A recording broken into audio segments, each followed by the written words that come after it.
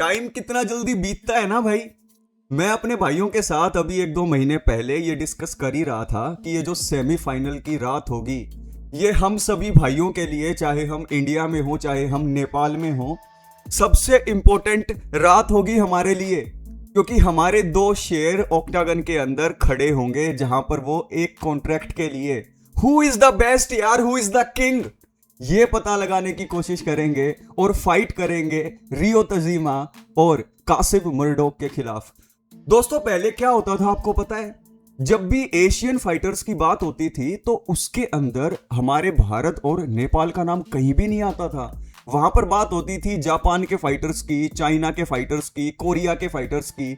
लेकिन यहां पर दो ऐसे शेर आ गए हैं दोस्तों, जिनके स्किल के साथ साथ फैन फॉलोइंग को देखकर भी ना इन गोरों को चक्कर आ गए हैं। क्योंकि जब क्वार्टर फाइनल के अंदर चुंगरेन कोरेन कदम रख रहे थे इंडियन राइनो और रविंदर धात आ रहे थे, दोस्तों इतनी मैसिव फैन फॉलोइंग यूएफसी ने फील की कि भाई शायद वो इस चक्कर में पड़ गए कि यार इन्हें हम डायरेक्ट ही कॉन्ट्रैक्ट दे देते। लेकिन दोस्तों, ये वो शेर है दोस्तों जो अपने दम से कॉन्ट्रैक्ट को हासिल करने की कोशिश करेंगे। और आज इस वीडियो में मैं अपने भाइयों के लिए एक कंप्लीट पैकेज इस वीडियो के अंदर लेकर आया हूं, जहां पर हम बात करेंगे हमारे दोनों शेरों के बारे में और उनकी फाइट के बारे में। यानी कि 28 तारीख को शंघाई चाइना में ऑक्टागन का दरवाजा बंद होगा। और जब वो ऑक्टागन का दरवाजा बंद होगा दोस्तों, तो आप, मैं, पूरा भारत और नेपाल एक ही नतीजा चाहेंगे कि हमारे दोनों फाइटर्स अपनी इस सेमीफाइनल की फाइट को जीते। लेकिन क्या ये अपनी सेमीफाइनल की फाइट को जीतेंगे? कैसा परफॉर्म करेंगे चुंगरेन कोरेन? उनका अपोनेंट उनके सामने कौन सा गेम प्लान लेकर आएगा? जीत का रास्ता क्या हो सकता है? क्या अपसेट इसमें हो सकती है? क्या हमारा दिल टूट सकता है? ये बात करेंगे। और सिर्फ इतना ही नहीं दोस्तों, इसी वीडियो के अंदर मैं बात करूंगा रविंदर धात क्या नेपाल के सभी फाइट फैंस की उम्मीदों के ऊपर खरे उतर पाएंगे? क्या वो नेपाल का झंडा यूएफसी में जाकर लहरा पाएंगे? क्योंकि उनके सामने सबसे डिफिकल्ट पजल खड़ी है कासिम मर्डोक की। एक ऐसा फाइटर दोस्तों जो अनडिफीटेड है, एक ऐसा फाइटर दोस्तों जो ऐसे कैंप से आता है जहां पर चैंपियंस ही प्रोड्यूस किए जाते हैं। तो आज के इस वीडियो में रविंदर धात का गेम प्लान क्या होगा कासिम मर्डोक के लिए? कासिम मर्डोक क्या अपसेट कर सकते हैं, या फिर काफी लोगों की नजरों में वो बिल्कुल आउटराइट फेवरेट है? यानी कि ये जो चार बंदे खड़े हैं ना, इसमें आउटराइट फेवरेट जो कहा जा रहा है, वो कहा जा रहा है एक तबके के द्वारा कासिम मर्डोक को।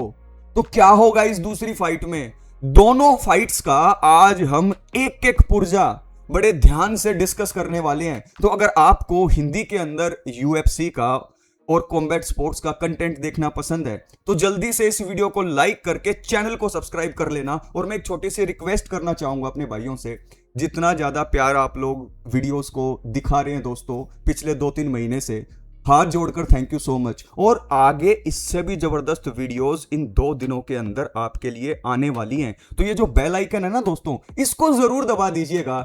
And thank you so much भाइयों इतने प्यार के लिए। सबसे पहले बात करते हैं दोस्तों पहली फाइट की, क्योंकि दोस्तों कट लगाने की जरूरत नहीं है।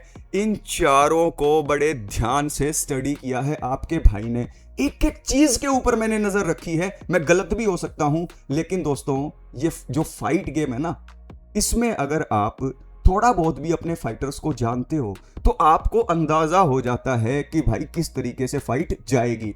चुंगरेन कोरेन और रियो तजीमा की सेमीफाइनल की फाइट को डिस्कस करते हैं। चुंगरेन कोरेन को देखो भाई, लेट रिप्लेसमेंट इनको मौका मिला, पुल आउट कर गया एक फाइटर, और इनको जैसे ही यूएफसी की कॉल आई ये आ गए अपनी पहली फाइट में। वेट की इनको इश्यू हुई थी पिछली फाइट में, लेकिन जिस हिसाब से ये उस फाइट के बाद लगातार ट्रेन कर रहे हैं, अब की बार ऐसी कोई दिक्कत होगी नहीं। इसका अपोनेंट है दोस्तों जापान का रियो तजीमा। रियो तजीमा के करियर को अगर आप देखें तो सबसे ज्यादा 14 फाइट इन्होंने इन चारों में से कर रखी है। अगर मेरे को कोई सबसे एक्सपीरियंस्ड फाइटर को चूज करना हो तो ये रियो तजीमा ही है।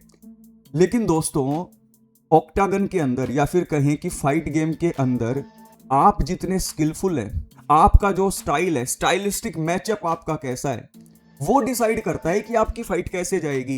एक्सपीरियंस तो दोस्तों एक सेकेंडरी चीज हो जाती है जो वाइटल मोमेंट्स में आपकी हेल्प कर सकती है, लेकिन जब आप चुंगरेन कोरेन के खिलाफ खड़े होंगे तो क्या करने की सोचेंगे। ये जो जापानी फाइटर होते हैं ना दोस्तों, मैंने एक चीज नोटिस की है, चाहे आप तात्सुरो टायरा की बात कर ले जो कि इन जापानी फाइटर्स के टॉप ऑफ द माउंटेन पे खड़ा है, वो जोशुआ वान के सामने जाके टूट गया।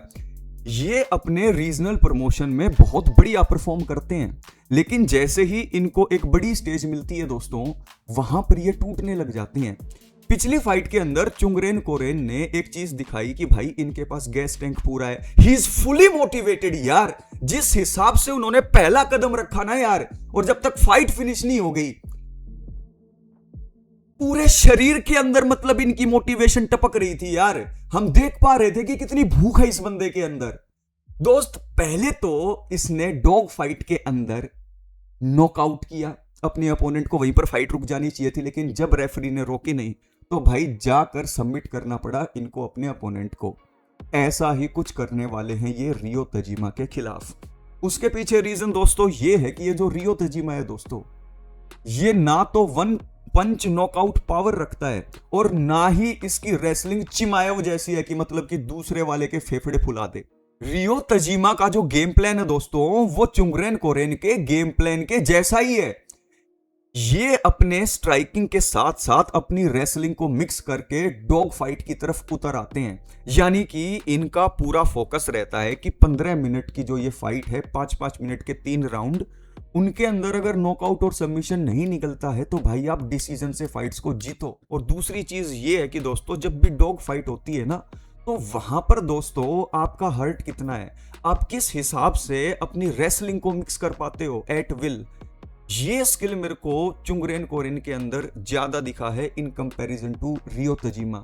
यार रियो तजीमा स्ट्राइकिंग के अंदर चुंगरेन कोरेन को धीरे धीरे डैमेज दे के, लेवल चेंज करके, थका के, धीरे धीरे टीकीओ की तरफ धकेलने की कोशिश करेगा और उसके बीच में राउंड्स के अंदर सिग्निफिकेंटली एक एडवांटेज लेके मेक श्योर करने की कोशिश करेगा जजेस की नजर में कि भाई देखो मैंने एनएफ कर दिया है चुंगरेन कोरेन के ऊपर, स्ट्राइकिंग से भी और थोड़ा सा रेसलिंग को मिक्स करके भी। लेकिन चुंगरेन कोरेन की मैंने एक चीज देखी है दोस्तों, चुंगरेन कोरेन जब एक बार ये ठान लेते हैं कि भाई मेरे को ना क्या करना है, पॉकेट में घुसना है, तो वहां पर जाकर दोस्तों वो डॉग फाइट करने से, बार फाइट करने से बिल्कुल भी डरते नहीं है। दोस्तों डॉग फाइट होगी ये, जहां तक मेरी नजर जा रही है यहाँ पर, और इस डॉग फाइट के अंदर दोस्तों चुंगरेन कोरेन विल आउटलास्ट रियो तजीमा। रियो तजीमा का थोपड़ा भी टूट सकता है, रियो तजीमा को चोकआउट भी कर सकता है चुंगरेन कोरेन। और अगर मैं कंपेयर करूं दूसरी फाइट के मुकाबले इस फाइट को, तो ये फाइट चुंगरेन कोरेन के लिए इजी है, क्योंकि रियो तजीमा वॉल्यूम स्ट्राइकिंग के साथ टेक डाउन को मिक्स करने की कोशिश करेगा। चुंगरेन कोरेन विल आउटलास्ट हिम। चुंगरेन कोरेन फिनिश निकालेंगे इस फाइट में, एक और जबरदस्त फिनिश हम सभी भाइयों को देखने को मिलेगी और हमारा सीना चौड़ा हो जाएगा दोस्तों। लेकिन अपसेट बिल्कुल हो सकता है। रियो तजीमा कोई ऐरे गहरे फाइटर नहीं है। रियो तजीमा ने पिछली फाइट के अंदर भी बहुत बढ़िया परफॉर्म किया था, एज आउट कर ली थी विक्ट्री, लेकिन यहां पर मेरे को मुश्किल लग रहा है। और ज्यादा टेक्निकल एनालिसिस के साथ इन दोनों की फाइट की वीडियो कल आने वाली है। अब दूसरी फाइट की तरफ चलते हैं दोस्त। मैं ऐसा मानता हूं कि भाई this is the final before the final. इस फाइट के अंदर जो भी जीत जाएगा ना, फाइनल के अंदर वो कुर्सी के ऊपर जाकर बैठ जाएगा फेवरेट वाली। एक undefeated prospect Kasim Murdock face करेंगे रविंद्र धात को। इस फाइट के अंदर दोस्तों अगर मैं आपको दोनों को कंपेयर करके बताऊं, तो कासिम मर्डोक की रेसलिंग बहुत बढ़िया है। वो गेम प्लान ऐसा बनाकर लाते हैं दोस्तों कि सामने वाला कंफ्यूज हो जाता है कि मतलब कि टेक डाउन आएगा, लेवल चेंज करेंगे ये, या फिर स्ट्राइकिंग करेंगे। और ये मतलब कि आपके हमेशा ऑन द फेस रहते हैं। ये आपको हमेशा केज की तरफ, फेंस की तरफ, जाली की तरफ धकेलते रहते हैं। और दोस्तों आज तक तो कोई इनका तोड़ निकाल नहीं पाया है, लेकिन इनकी कुछ पिछली फाइट्स के अंदर मैंने टेंडेंसीज देखी हैं जिसका फायदा उठा सकते हैं रविंद्र धात। और उसके बारे में मैंने एक डिटेल्ड वीडियो बनाई है कि कासिम मर्डोक की क्या टेंडेंसीज मैंने नोटिस की। आप एक बार चेकआउट कर लीजिएगा चैनल को, वो वीडियो आपको मिल जाएगी।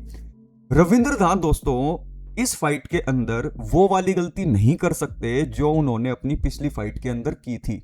अब आप बोलेंगे कि यार पिछली फाइट तो रविंद्र धात जीत गए थे, लेकिन जिस हिसाब से रविंद्र धात ने स्विच ऑन होने में टाइम लिया था, वो टाइम कासिम मर्डोक के अगेंस्ट वो ले नहीं सकते दोस्तों, क्योंकि यहां पर पहला राउंड रविंद्र धात को निकालना पड़ेगा। मेरे हिसाब से दोस्तों इस फाइट के अंदर जो पहला राउंड निकालेगा उसके पास एडवांटेज होगी। और मुझे ऐसा लगता है दोस्तों पहला राउंड जब इनका स्टार्ट होगा, केज का दरवाजा बंद हो गया, रविंद्र इधर खड़ा है, कासिम इधर खड़ा है, और जब रेफरी कहेगा फाइट, तो क्या होगा, यहां पर दोस्तों दोनों फाइटर फ्रेश होंगे, ठीक है, कोई पसीना नहीं होगा। अगर ग्रैपलिंग चली तो कासिम मर्डोक को होगा यहां पर एडवांटेज, लेकिन रविंद्र धात यहां पर अपना जो डिस्टेंस है वो मैनेज करेंगे। और यहां पर अगर दोनों की कद काठी को भी मैं मैच करूं ना, तो टिंगे हैं कासिम मर्डोक रविंद्र धात के सामने, तो रविंद्र धात के पास हाइट और रीच की एडवांटेज रहेगी सिग्निफिकेंट इसके खिलाफ। तो यहां पर शुरुआत वाले राउंड में रविंद्र धात की जो स्ट्राइकिंग है दोस्तों, वो पहले से ही स्विच ऑन रखनी पड़ेगी। बढ़िया तरीके से स्लिप एंड डक करके कासिम मर्डोक को धीरे धीरे करके जैब के थ्रू टच करना है। और उसके बाद आप एक चीज नोटिस करेंगे कि कासिम मर्डोक ना एंट्रीज लेने की कोशिश करेगा। जब रविंद्र धात स्ट्राइक करेंगे तो नीचे आप देखेंगे कि सिंगल लेग वो डबल लेग की ट्राई करते हुए उस एंट्री लेते वक्त आपको कैच करना पड़ेगा कासिम मर्डोक को, क्योंकि पहले राउंड के अंदर अगर एट रेंज खेल गए रविंद्र धात, स्विच ऑन होके बढ़िया स्ट्राइकिंग कर दी और पहला राउंड निकाल लिया, तो दूसरे राउंड के अंदर आप एक चीज नोटिस करेंगे, जो मैक्सिमम फाइटर्स जो एलीट लेवल पर भी होते हैं ना, जिनका स्टाइल कासिम मर्डोक जैसा होता है, ग्रैपलिंग हैवी, वो भी वही चीज करते हैं। तो कासिम का तो बिल्कुल 100% है करना ये चीज। क्या अगर पहला राउंड रविंद्र निकाल लेते हैं तो सेकंड राउंड के अंदर दोस्तों आप देखेंगे शुरुआत के 3 मिनट के अंदर दूसरे राउंड में Kasim Murdock will be ultra aggressive. और जब कोई ग्रैपलर अल्ट्रा अग्रेसिव होता है तो उस वक्त उसकी चिन को क्रैक करने के मौके खुल जाते हैं रविंद्र जैसे स्ट्राइकर के लिए। और यहां पर दोस्तों रविंद्र का धात शॉट सेकंड राउंड के अंदर इसको सुला भी सकता है। और आप अगर सेकंड राउंड के अंदर ये सो जाए तो शॉक मत हो जाइएगा, इस वीडियो को दोबारा चला लीजिएगा। अगर मान लो सेकंड राउंड के अंदर 3 मिनट के अंदर वो अग्रेसिव रहा, लेकिन फिर भी रविंद्र धात को वो कैच नहीं कर पाया, तो बाद की 2 मिनट में क्या होगा। मैंने पूरा 2 राउंड क्यों नहीं बोला, क्योंकि लास्ट की जो 2 मिनट होंगी ना दोस्तों, उसके अंदर पैनिक टेक डाउन्स आपको देखने को मिलेंगे। ये चीज तभी होती है जब आप पहला राउंड हार जाओ, दूसरे राउंड के अंदर आप बढ़िया स्ट्राइकिंग करो, लेकिन फिर भी आप सामने वाले को फंसा ना पाओ, तो आपका नर्वस सिस्टम, आपकी गेम अवेयरनेस आपको सिग्नल भेजने लगती है कि भाई साहब जल्दी कुछ करो, वरना ये फाइट निकल गई आपके हाथ से। क्योंकि तीसरा राउंड तो वो अगर हार भी गया, सेफ भी खेल गया, तो आपकी तो रैली निकल गई। तो कासिम मर्डोक भाई साहब को सेकंड राउंड के अंदर जब आप पैनिक टेक डाउन्स लेता हुआ देखें, उस वक्त रविंद्र धात को उनके ऊपर डैमेज लानी पड़ेगी। और जब तीसरा राउंड होगा तो 2 राउंड रविंद्र धात निकाल चुके होंगे, और तीसरे राउंड के अंदर दोस्तों रविंद्र धात जैसा चाहे वैसा परफॉर्म करें। रविंद्र धात फिनिश भी निकाल सकते हैं तीसरे राउंड में, लेकिन एक दूसरा सिनेरियो भी है। दूसरा सिनेरियो ये है दोस्तों कि एकदम से फाइट स्टार्ट हो और कासिम मर्डोक दोस्तों बिल्कुल फायर फाइट करे रविंद्र धात के साथ। वो ये एक्सेप्ट कर ले कि I will take 1 and I will land 1, और उसी एक्सचेंजेस के अंदर वो लेवल चेंज कर लें और रविंद्र धात को टेक डाउन करके उनकी बैक ले लें, और वहां पर दोस्तों रियर नेकेड चोक या फिर कोई एक ऐसा सबमिशन लगा दें जहां पर रविंद्र धात के पास टैप आउट करने के अलावा कोई चांस ना हो। ये 2 सिनेरियो दोस्तों इस फाइट के अंदर मुझे होते हुए दिख रहे हैं। अब कासिम मर्डोक को आप आउटराइट तो बिल्कुल भी काउंट आउट नहीं कर सकते। ये यार उस जगह से आते हैं, उस जिम से आते हैं जहां पर चैंपियंस बनाए जाते हैं न्यूजीलैंड में। यार हल्के फुल्के फाइटर नहीं होते ये। तो यहां पर दोस्तों मुझे ऐसा लगता है कि रविंद्र धात पहले राउंड के अंदर अगर निकाल ले जाते हैं बाजी, तो फिर दूसरा तीसरा राउंड वैसा ही जाएगा। पैनिक टेकडाउन्स आपको देखने को मिलेंगे, अल्ट्रा एग्रेसिव कासिम मर्डोक होंगे, और अगर ये कासिम मर्डोक सर्वाइव भी कर गए तो रविंद्र धात एक डोमिनेंट विक्ट्री निकाल लेंगे यहाँ पर डिसीजन से। तो यहाँ पर इन दोनों फाइट के अंदर मेरा फाइनल कंक्लूजन ये है कि यार चुंगरेन कोरेन के लिए रियो तजीमा की पजल को सॉल्व करना मुश्किल तो होगा, लेकिन जितनी मुश्किल सेकंड फाइट में दोनों अपोनेंट को है एक दूसरे के खिलाफ, वैसी यहां पर मेरे को चैलेंजिंग सिचुएशन दिख नहीं रही चुंगरेन भाई की। तो यहां पर मेरे को चुंगरेन कोरेन भाई जीतते हुए लग रहे हैं इस फाइट में, और ये फिनिश निकालेंगे ऐसा मुझे दिख रहा है। और दूसरी फाइट में दोस्तों मुझे दिख रही है एक डिसीजन विक्ट्री, जहां पर रविंदर धात धीरे धीरे करके सर्जिकल स्ट्राइकिंग करेंगे किंग कासिम मर्डॉक के ऊपर, क्योंकि ये ट्रैश टॉक भी बहुत ज्यादा कर रहा है। अब दोस्तों मैं क्या चाहता हूं, देखो अगर मैं अपने दिल के ऊपर हाथ रख के कहूं ना, तो मैं चाहता हूं कि यार सेमीफाइनल के अंदर अपने दोनों भाई जीतें और फाइनल के अंदर ये आपस में फाइट करें, और जो भी इन दोनों के अंदर बेस्ट हो वो जीत जाए। इंडिया बड़ा भाई है, नेपाल छोटा भाई है, तो कोई चीज अगर मान लो बड़े भाई को ना मिले और वो छोटे भाई को मिल जाए तो बड़े भाई को उतनी खुशी होती है। तो मैं ऐसा चाहता हूं दोस्तों कि चुंगरेन कोरेन आए यहां पर और उधर से रविंद्र धात आए और आपस में ये फाइट करें, क्योंकि इन दोनों में से फिर जो भी जीतेगा दोस्तों एक जितनी खुशी होगी। क्या आप इस चीज से एग्री करते हो? और दोस्तों इन चारों का तगड़ा टेक्निकल एनालिसिस मैंने काफी वीडियोस बनाकर इस चैनल पे डाला हुआ है, आप चेकआउट कीजिएगा। और कल वीडियोस आएंगी इन दोनों फाइट्स की सेपरेट, जहां पर एक एक माइनर डिटेल को अपने भाइयों के साथ डिस्कस करूंगा। लेकिन उससे पहले if you are a true चुंगरेन Korean fan, if you are a true Rabindranath fan, तो दोस्तों इस वीडियो को लाइक कीजिएगा, चैनल को सब्सक्राइब कीजिएगा और अपने भाई को मोटिवेशन दीजिएगा, ताकि आपका भाई आपके लिए जबरदस्त वीडियोस बनाकर लाता रहे। बहुत कुछ आने वाला है, बेल आइकन दबा दीजिएगा। टेक केयर, ख्याल रखिए।